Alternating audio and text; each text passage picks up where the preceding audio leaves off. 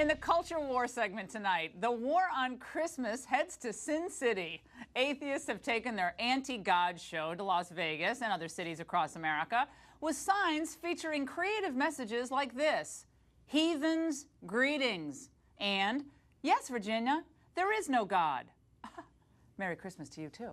Joining us now from Madison, Wisconsin, of course, is Laurie Gaylor, the co-president of the Freedom from Religion Foundation, which bought the ads. Laurie, how you doing? Merry Christmas, by the way.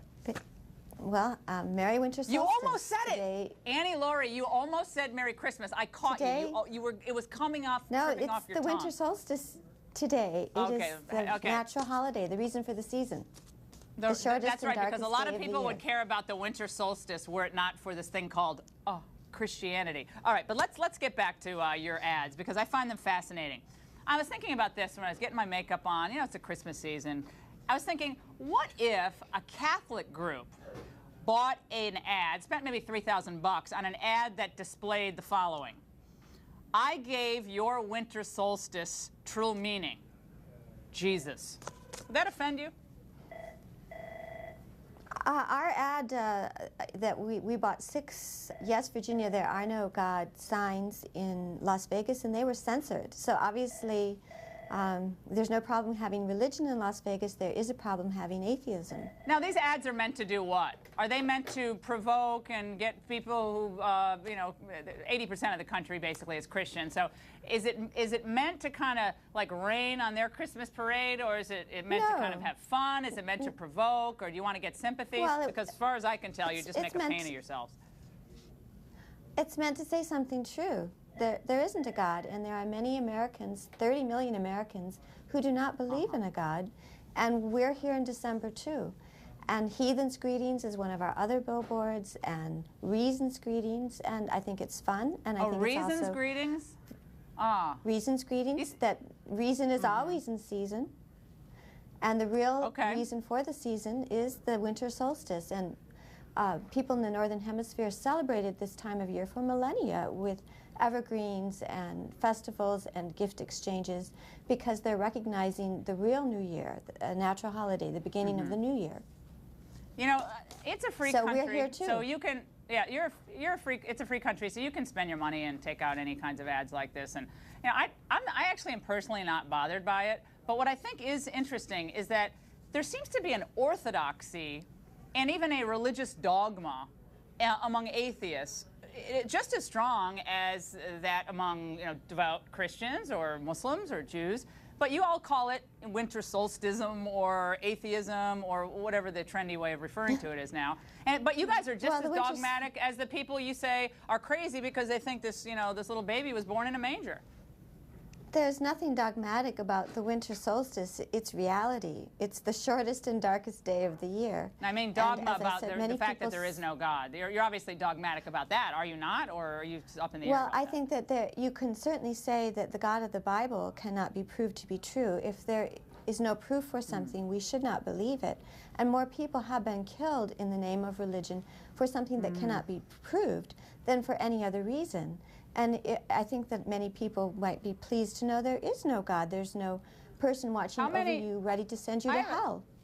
I have a question. How many members of your organization do you think are, I don't know, volunteering at AIDS orphanages in Africa this Christmas season or this solstice season? A lot of them? Because last time I checked, the Catholic Church and evangelical missionaries and Mormon missionaries are all across places in this earth of ours that no one will go into. So the idea that Christians aren't magnanimous and incredibly generous is really silly. If there are people being magnanimous in the name of religion, terrific, but many times it is religion that gets the credit and taxpayers that get the bill. As you know, Catholic Charities gets a huge amount of infusions of federal money from taxpayers. Well, Planned Parenthood does too, but I imagine you don't have a problem with that. And I would also point out that up to a quarter of our members, the last time we surveyed them, How many members do you have? Many people volunteer. How many members in the Freedom from Religion Foundation? 14,000 members nationwide. Okay, we got 300 million people in the United States. You have 14,000 members. Okay. Well, quality over quantity, I guess. Oh, quality members. Oh, that's true. Numbers don't matter. Progress doesn't always come from demographics. I have a question. This is like, people. Let's take it away from the talking points of, there is no God. Did you grow up with any faith? I'm just curious. It's just a personal question. Did you grow up with anything? Third generation freethinker. I was brought up free from religion. Freethinker. My parents did not believe in indoctrination. I do not believe that small children should be indoctrinated in abstractions that they cannot have any real way to determine whether it's true. So if I'm raising my two children Catholic, I'm really, if I'm as a Catholic, well, I'm raising my two children Catholic. So I'm indoctrinating I think children. Got my cross I think children should be allowed to grow up and make these decisions for themselves. So a 6-year-old child should make a decision for himself. And I think that a lot of children grow up in great fear. They grow up in great fear, for example, of hell. And I think that is you should be afraid of hell. Abuse. Hell's not a fun place. Yeah, of course they should be afraid of hell. There is no hell. I mean, I think that this is a primitive notion, and it's very harmful to small children to have ideas that are that fearful inculcated in them by their parents and their churches. Have you had any positive interaction with people of faith in your life? Yes, I have. You have. So you found them to be gracious and generous. Does it bother you when people say at this time of year, as Christians do, I mean, as a Christian, I should pray for you, because that's what we do when people who are unbelieving or non-believers. We pray for enlightenment, we pray for understanding, we pray for your soul. Does that bother you when people say that to you? Well, nothing feels like prayer. You're wasting your time. You can pray for me if you want to, but there is no God who's going to answer that prayer.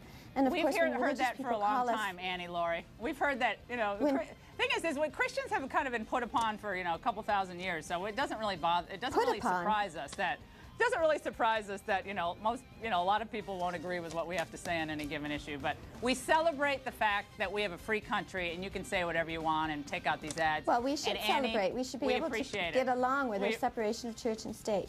Absolutely, and we appreciate it, and Merry Solstice.